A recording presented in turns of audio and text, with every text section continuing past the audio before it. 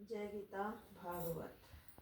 कपिल देव जी बोले, हे माता, अब मैं 24 तत्वों के लक्षण अलग अलग तुमसे कहता हूँ, जिनके जानने से आत्मा और शरीर का भेद पृथक पृथक मालूम होता है। उसी को आत्मा कहते हैं, जिसका कभी नाश नहीं होता। वही सब जीवों का पालन करता है। जैसे जल से भरे अनेक बर्तनों में सूर्य की छाया दिखाई देती है, लेकिन उन्हें तोड़ डाला जाए तो फिर कुछ नहीं रहता, उसी प्रकार आत्मा का प्रकाश सब जीवों में भरा रहता है। जिस प्राणी को यह ज्ञान हो जाता है कि वह फिर संसारिक माया मोह में नहीं फंसता है, इसके अतिरिक्त जिस प्रकार काष्ठ में अग्नि और तिल में तेल रहता है, उसी लेकिन दिखाई नहीं देता,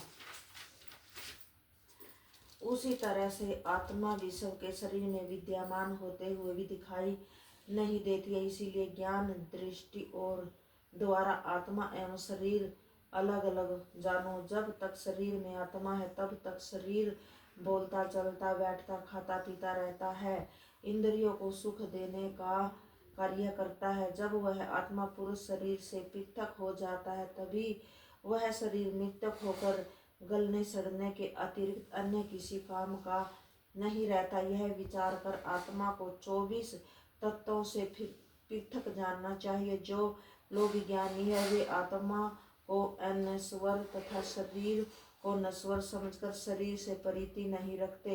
प्राकृतिक का रूप शुरू में भली भांति ज्ञात नहीं होता। जब उसमें सतोगुण, तमोगुण और रजोगुण मिल जाते हैं, तभी उसका स्वरूप उत्पन्न होता है। शरीर में रहने वाले परमेश्वर के स्वरूप को योग, अभ्यास और ज्ञान प्राप्त किए बिना देखा नहीं जा सकता। वह आत्मा पुरुष की काल रूप बनकर बाहर रहता है। उसी को जानने के लिए संसार में यज्ञ, तप, दान और धर्म बने हैं।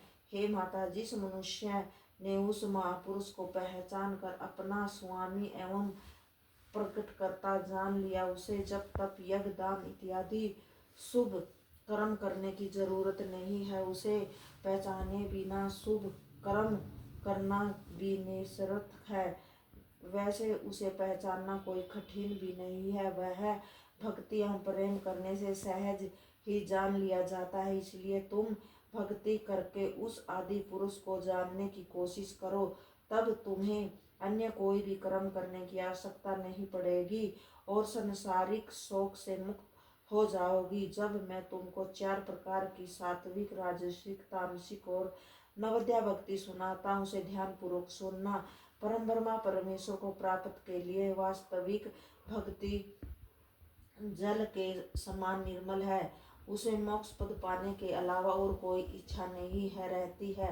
राजसी भक्ति स्त्री, पुरुष, धन इत्यादि संसारिक सुखों के उपभोग के लिए की जाती है। तामसिक भक्ति को शत्रु का वध करने के निमित्त किया जाता है, परंतु नवद्या भक्ति करने वाले मनुष्य को संसारिक सुख, मुक्ति तथा अन्य किसी भी चीज की कामना नहीं रहती। यह भक्ति मुझे बहुत ही प्यारी है। मेरे चरण बिंदुओं के स्मरण करने का नाम ही भक्ति है। भगत को उचित है कि वह 8 पहर सच्चे मन से मेरे चरण बिंदुओं का स्मरण करे और मेरे ही नाम का जप करते हुए अपने हाथों से मेरी सेवा करे तथा पांवों से तीर्थक करे।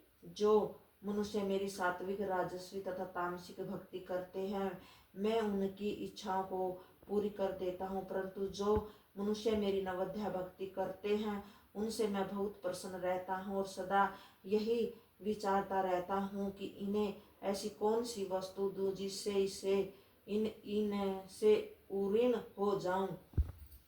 जय गीता भागवत।